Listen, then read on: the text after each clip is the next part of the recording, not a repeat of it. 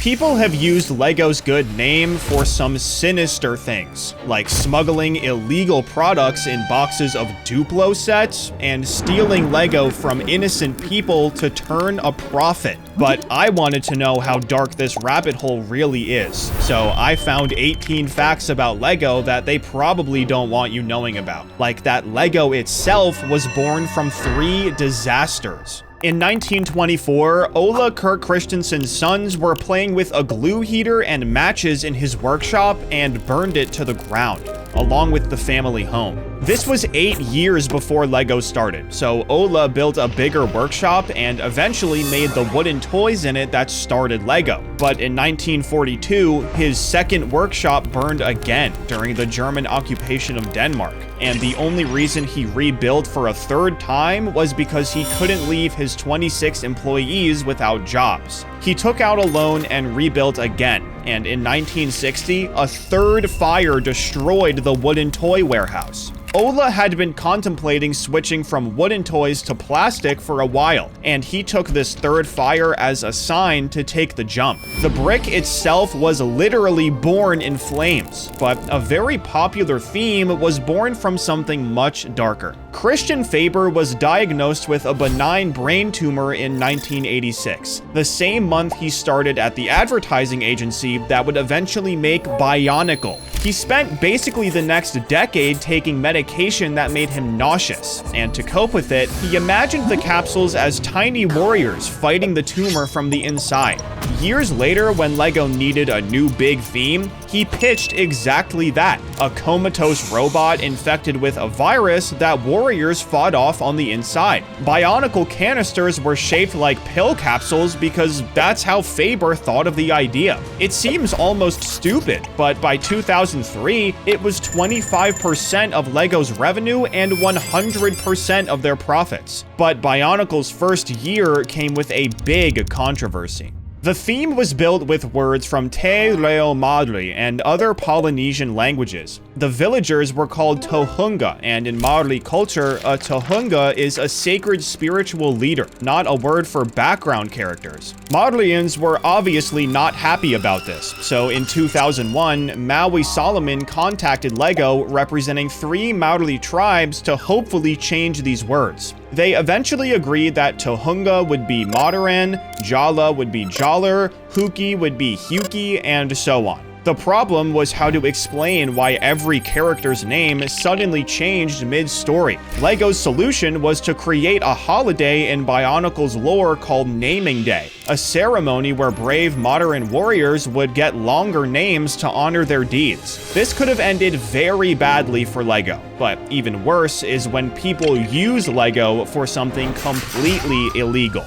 Jack Jones and Isaac Rasmussen are 2 former Royal Marines, and in 2021, they were convicted of importing 18 kilos of an illegal substance worth $1.8 million from Holland to the UK inside Lego Duplo boxes. They would ship their fake Lego boxes to addresses of their accomplices, and somehow police figured out what they were doing and got a warrant for one of those addresses, where they found 8 Duplo boxes full of their product. However, one of the deliveries was missing, and it was actually going to Rasmussen's house. Someone wrapped it up as a birthday present and apparently gave it to his child, which definitely added some time to his sentence. They got 26 years between the 2 of them, and a third associate got 7.5. So it was definitely a win for the police, but all of this is nothing compared to what Bricks and Minifigs did. This story is still ongoing, so I'll summarize it as best as I can. Bricks and Minifigs is one of the most trusted Lego reselling companies in the business. Before this scandal, if you wanted to sell your Lego, you went there. No questions asked. So that's exactly what Ed Mansell did. But he came to them with the biggest Lego Star Wars collection ever, worth about $200,000. Ed was only gonna let them sell it if he got a percentage of the sales, and Bricks and Minifigs agreed. But then they allegedly stole the collection from Ed and tried to get away with it. Reckless Ben has the best coverage of this situation by far, and for my own safety, I'm just gonna tell you to go watch his channel for the full story. He's gotten in some pretty serious legal trouble, but an even bigger case was Lepin, which ended with prison sentences. Lepin is one of the best Lego clones ever, but their popularity got them in a lot of trouble. Lego obviously doesn't like people selling fake versions of their products for less money. So they had the Lepin factory raided in 2019 to shut them down for good. They found about 630,000 counterfeit sets and over 90 molds. And a year later, 9 people were convicted and thrown in jail. Along with that, the CEO was fined $13 million, and yet somehow they're still going. Like, you can buy stuff from their website right now. None of Lepin's people were affiliated with Lego,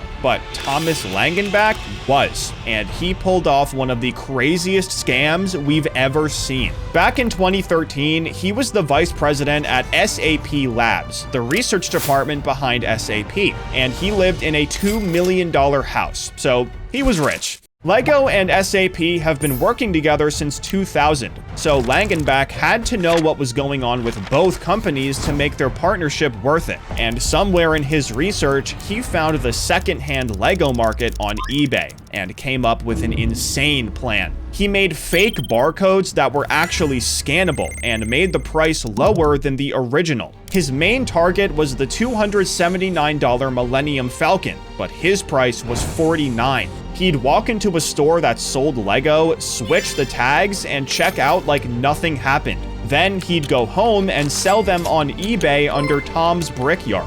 He got caught swapping the tags on camera in 2012, and when the police searched his car, they found 8 bags of fake barcodes, and his house had hundreds of sealed sets. He ran up about $30,000 before he got caught, and because he had the money for a good lawyer, his plea deal was 30 days in jail, 150 days under house arrest, 3 years of probation, and a $345 fine. This was a very calculated scam, but Jarrell Augustine's was not. Augustine was linked to around 70 thefts at different Target stores, adding up to about $34,000. Instead of printing fake barcodes, he'd buy Lego sets, replace the valuable minifigures and pieces with pasta, and return them for a full refund. Then he'd sell the pieces for a profit.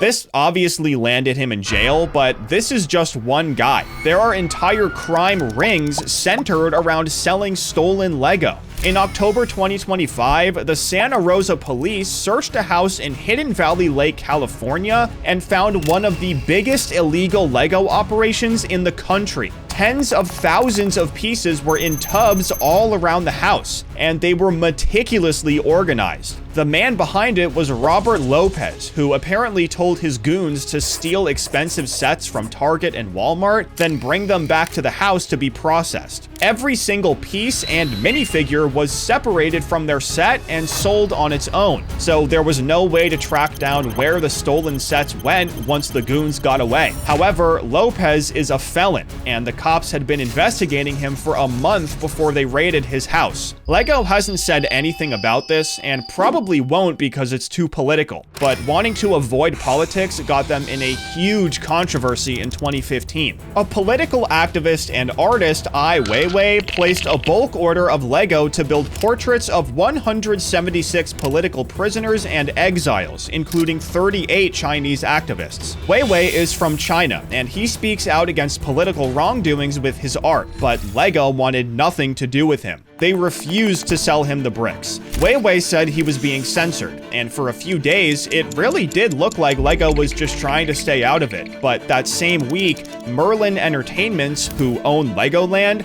announced that they were building a Legoland Discovery Center in Shanghai. Everyone immediately thought that Lego refused Weiwei's order because they wanted their deal with China to go smoothly. And I can't lie, that is definitely what it looks like. The internet started the hashtag Legos for Weiwei, and they were even sending bricks to his house so he can make his art piece. Lego eventually said that declining his order was an internal mistake by a junior employee who misunderstood the political policy, and after that, they just went quiet. probably because just 1 year before, they were getting slandered by Greenpeace for working with Shell. Shell announced their plan to drill for oil in the Arctic in 2014, which would cause detrimental and irreversible damage to the environment. So Greenpeace put out the "Everything is not awesome" video to get Lego to end their partnership of over 50 years. The video absolutely exploded on YouTube, so Lego did what was right and ended their partnership with Shell. And Shell even canceled their Arctic drilling program after spending $7 billion on it. Obviously, this is a very happy ending, but just imagine what would have happened if Greenpeace never spoke up. Now, I said before that Lego even references dark stuff, and one of these references is in the Old Trafford set from 2020. The clocks are set to 3:04 to reference the Munich air disaster of 1958.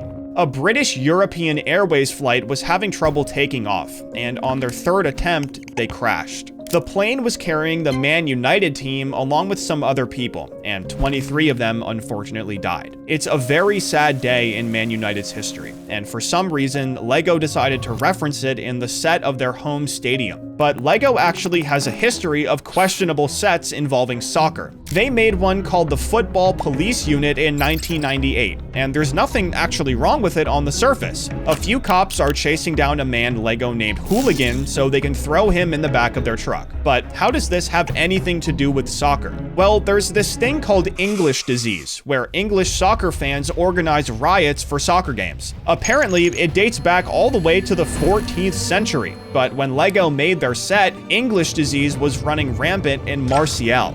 They rioted for 3 days straight and injured 32 people, which doesn't sound like something Lego should be basing a set on, and it might be rooted in a way bigger problem. According to a study from the University of Canterbury, minifigures' faces have been getting angrier since 1978. They showed 264 people 628 different faceplates from over the decades, and the second highest emotion was angry, with 192 votes. Remember, Lego started out with just a simple smiley face, but according to this study, minifigs have only gotten angrier. It was done in 2010, which puts that football set right in the middle of the study. So were they right? Maybe, but this next fact isn't a conspiracy. Lego doesn't show up on standard X-rays or CT scans, and this is a real problem. Kids swallow Lego all the time, and if it doesn't show up on scans, doctors won't know what's wrong. This exact thing happened to a boy who got treated for asthma for 2 months before the doctors realized he had a Lego piece lodged in his throat. They had to physically look in there to see it, and to find out how bad this problem really is, 6 doctors in 2018 swallowed minifigure heads and searched their own poop to find them. This study was actually published in the Journal of Pediatrics and Child Health, and to measure how long the heads took to travel through the body, they came up with the Found and Retrieved Time Score, or FART. The score was 1.71 days between 5 of them, because one of the doctors never actually found their Lego head. Apparently, the lead researcher said, it's possible in 10 years' time someone will find it up there. Obviously, this study is hilarious, but at its core, it's covering a real problem. Kids swallow Lego all the time, but they also flush it down the toilet. A study from 2006 to 2016 found that kids flushed about 2.5 million Lego pieces down the toilet on purpose. Besides Lego's giant spill in 1997, this is the biggest reason why bricks get washed up on beaches and in the world's sewer systems. And this is a big issue because Lego takes so much time to break down. Water does speed up the process, but it'll still take hundreds of years. Environmental damage is dark in its own way, but what happened at Legoland Germany in 2022 is dark no matter what. On August 11th, a Fire Dragon roller coaster stopped on the track mid-ride, and this wouldn't be a problem if it weren't for the second coaster right behind it. But Lego planned for these things, and had a sensor that would send a warning to automatically stop the second coaster, if the 2 technicians didn't manually override it. The 2 coasters collided, injuring 20 adults and 10 kids. The technicians had no reason to hurt anyone, so they didn't go to jail, but this was a very big accident that could have been much worse. But which of these facts do you think was the darkest? Be sure to let me know down in the comments, and don't forget to subscribe.